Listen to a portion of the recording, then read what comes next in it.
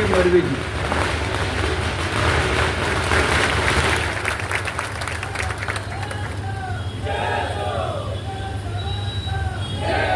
भाषणं बरीच झालेली आहेत.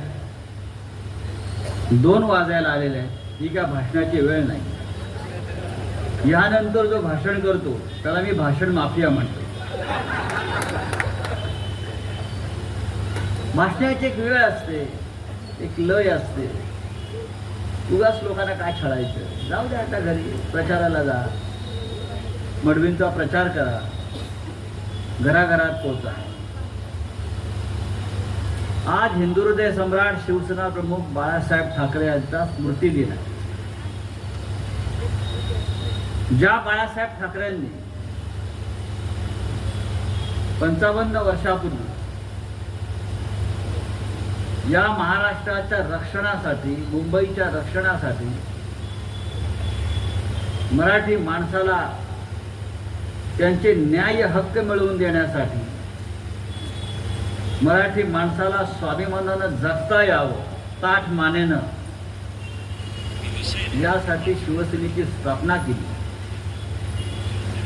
आणि तेव्हापासून आपण सगळे मराठी बांधव या महाराष्ट्रामध्ये ताठ कण्यानं जगतो. बाळासाहेबांनी आम्हाला पाठीचा कणा दिला, लक्षात घ्या. आणि ज्या कारणासाठी बाळासाहेबांनी हा पक्ष स्थापन केला, संघर्ष केला, त्याच कारणासाठी ही निवडणूक आपण लढतो आहोत. ही मुंबई, हा महाराष्ट्र आपल्या हातातून ते गुजरातचे 2 व्यापारी खेचून घेतात की काय, अशी परिस्थिती निर्माण झालेली आहे. आणि आज बाळासाहेबांचा हा विचार घेऊन आपण या निवडणुकीला पुन्हा उभे आहोत. आज बाळासाहेब ठाकरेंचं स्मरण करताना, त्यांचं स्मरण करताना एक गोष्टीचा आपण निश्चय केला पाहिजे. तो म्हणजे काहीही झालं तरी हा महाराष्ट्र आम्ही गुजराती व्यापाऱ्यांच्या हाती जाऊ देणार नाही. महाविकास आघाडी म्हणून जे काय आम्ही उभं केलेलं आहे, ती महाविकास आघाडीच या निवडणुकीमध्ये विजयी होईल.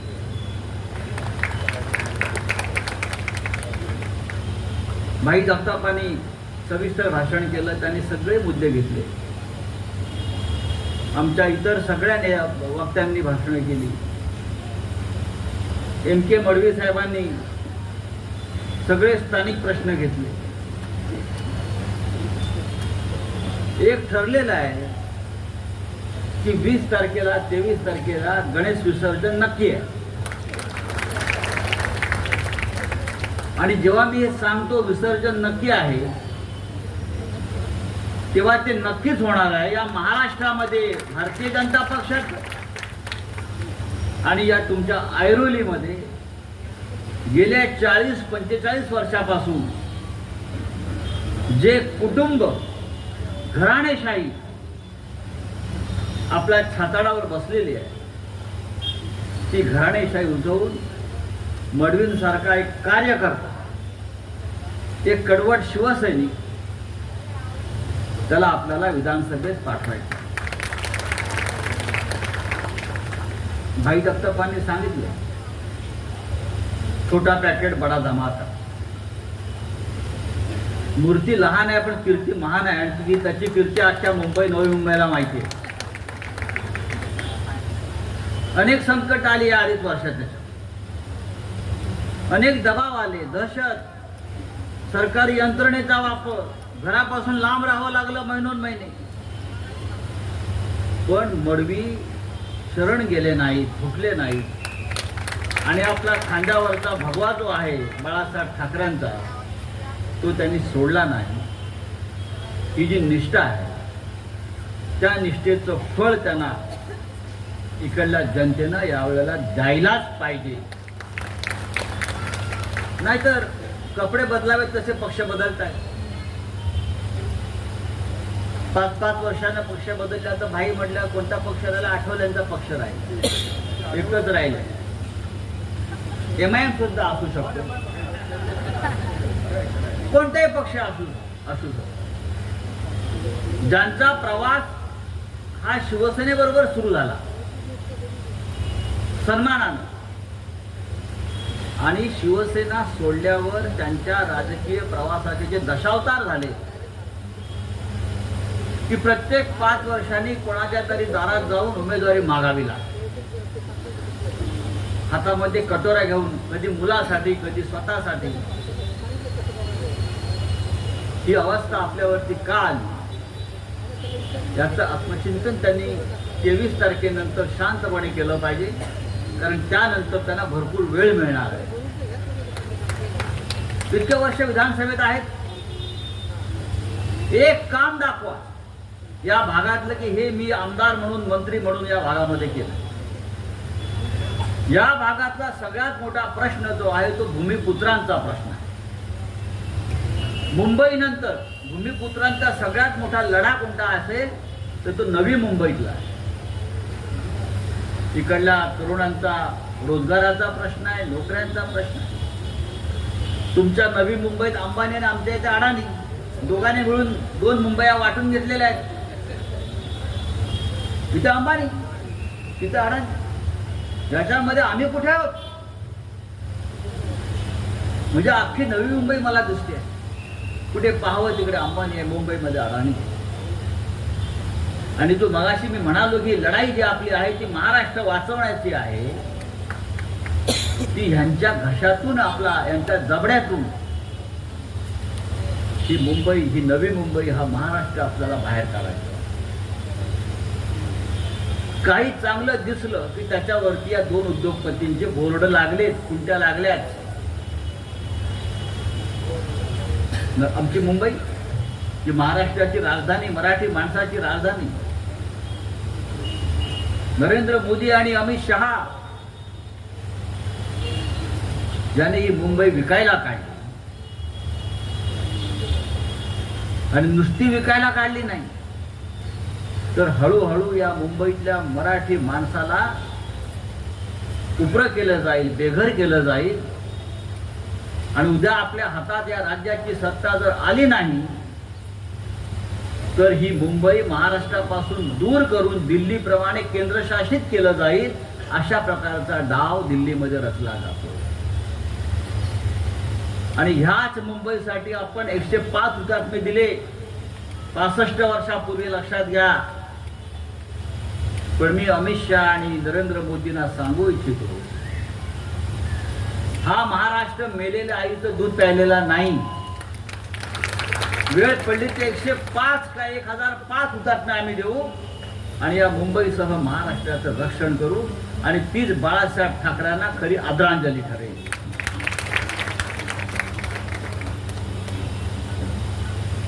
या संपूर्ण भागाला सुद्धा गद्दारीचा शाप लागलेला आहे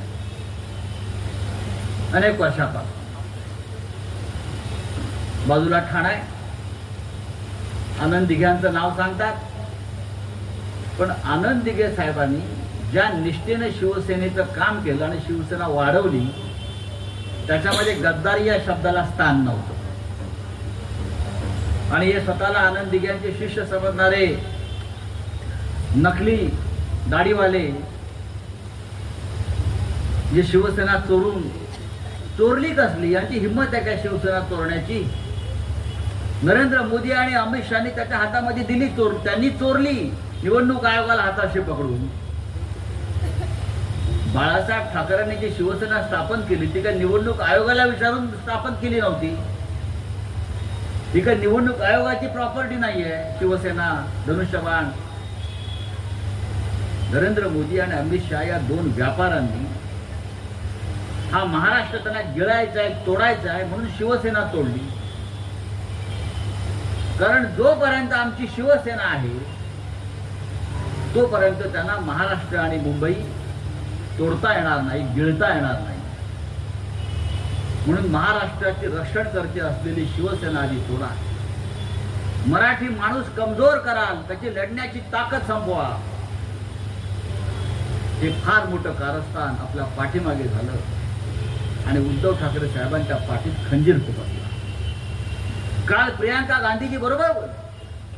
प्रियांका गांधीजींनी कोल्हापूरला जे सांगितलं या आपल्या सगळ्यांच्या भावना आहेत. आता निवडणूक आल्यामुळे भारतीय जनता पक्षाचे मोदी, शहा, बाळासाहेब ठाकरे, बाळासाहेब ठाकरे, बाळासाहेब ठाकरे. अरे त्या बाळासाहेब ठाकरेंचा पक्ष फोडताना तुम्हाला लाज वाटली नाही का? त्या हिंदुहृदय सम्राट बाळासाहेब ठाकरेंच्या चिरंजीवाच्या पाठी खंजीर खुपसताना तुम्हाला लाज वाटली नाही? तेव्हा तुम्हाला बाळासाहेब ठाकरे आठवले नाही? कधी काळी शरद पवार साहेब सुद्धा या मोदीचे गुरु होते असं मोदीच सांगतात. मैं पवार साहब की उंगली पकड़ के राजनीति में आया हूं. साला खोटं बोलतो. त्यात पवार साहेबांचा पक्ष कोणी तोडला? नरेंद्र मोदी आणि अमित शहानी तोडला. तुझा गुरु न म्हणतो तो गुरु आहेत ना, मग गुरुला ही गुरुदक्षिणा. मला आश्चर्य वाटते निवडणूक आयोगाचं. आम्ही स्वतः निवडणूक आयोगाच्या सुनावणीला गेलो होतो. पवार साहेब आम्ही सगळे शेवटच्या आठवड्यात निवडणूक आयोग समोर असा बसलेला आहे. 3 झंपे बसलेत असे. आम्ही पवार साहेब असे बसलेलो आहोत. समोर सुनावणी सुरू आहे. राष्ट्रवादी काँग्रेस ज्याने स्थापन केला, जन्म दिला, तो बाप समोर बसलेला आहे. बाप समोर बसला. बाप सामने बैठा है राष्ट्रवादी कांग्रेस का. हम लोग सब बैठे हैं और चुनाव आयोग बोल रहा है ये पार्टी ये बाप की नहीं है, ये भतीजे की है. हा या देशातला कायदा आहे, आमचं संविधान, हा नियम, दबावाखाली सगळं काही.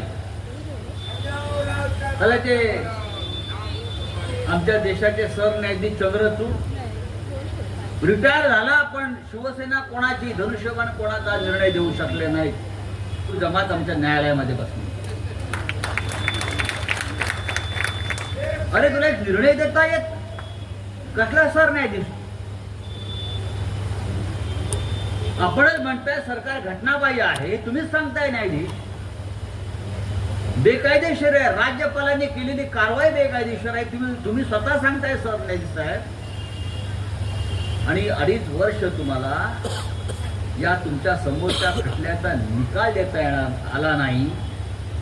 ही आमची न्याय व्यवस्था गुलाम झाली आहे या गुजराती व्यापाऱ्यांची. विकत घेतलाय तुम्हाला सगळ्यांना.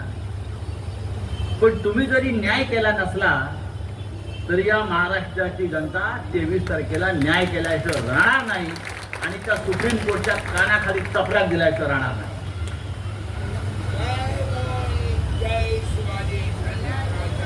जय भवानी जय शिवाजी हाच आपला मंत्र आहे, लक्षात घ्या. आणि नरेंद्र मोदी आणि अमित शहाला पराभव करण्याची ताकद या मंत्रामध्ये आहे. तेव्हा मित्रांनो, ऐरोलीच्या जनतेला खूप चांगली संधी यावेळेला मिळाली. M.K. मडवी यांच्यासारखा एक तडफदार, कर्तबगार, आपल्यासाठी झटणारा, आपल्यात राहणारा असा एक कार्यकर्ता शिवसेनेच्या मशाल चिन्हावर उभा आहे. आणि त्याच्या पाठीशी काँग्रेस असेल, राष्ट्रवादी काँग्रेस पक्ष असेल, ते ठामपणे उभे आहे. मडवींनी कधी जात धर्म पक्ष पाहून काम केलं नाही. मला माहिती आहे सगळ्याच पक्षांना ते आपलेसे वाटतात. सगळ्यांनाच वाटतंय मडवी हा आमच्यातला माणूस आहे, की आमच्यातला माणूस आहे आणि आपण त्याच्यासाठी उभं राहिलं पाहिजे. महिला आहेत, तरुण आहेत, पुरुष आहेत.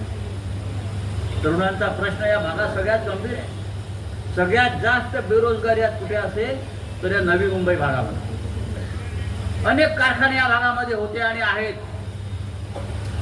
अनेक कॉर्पोरेट कंपन्या इथे दिसत आहेत मला. पण इथे नोकरीसाठी आलेले सगळे लोक आज बाहेरचे. मगाशी जो बाळासाहेब ठाकरेंचा उल्लेख केला की 80% भूमिपुत्रांना नोकऱ्या मिळाल्याच पाहिजे, हा नियम बाळासाहेबांनी केला होता. तो नियम या नवी मुंबईमध्ये जुळवला जातो आहे. उद्या जर आपला हक्काचा आमदार इथे आला मडवींसारखा, तर या 80% भूमिपुत्रांना नोकऱ्या देण्याचा विचार, त्यासाठी संघर्ष करावा लागला, रस्त्यावरची लढाई करायला लागली, तरी आम्ही त्यासाठी तयार आहोत. बाकी या सरकारी योजना आता देता येत ते सोडून द्या तुम्ही. 23 तारखेनंतर त्या सगळ्या कागदावरच्या योजना वाहून जातील.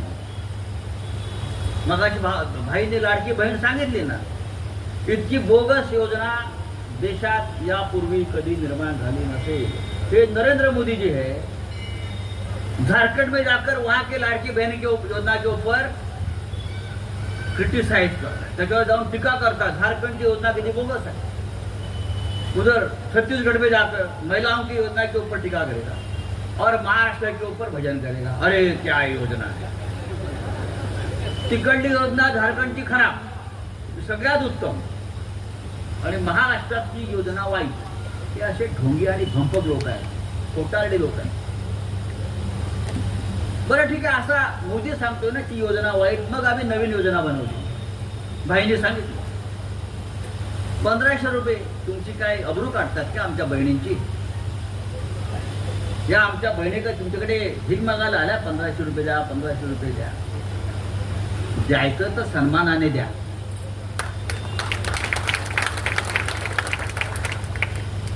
₹500 किलो लसूण झालाय, कांदे 100 रुपये किलो कांदा झालाय,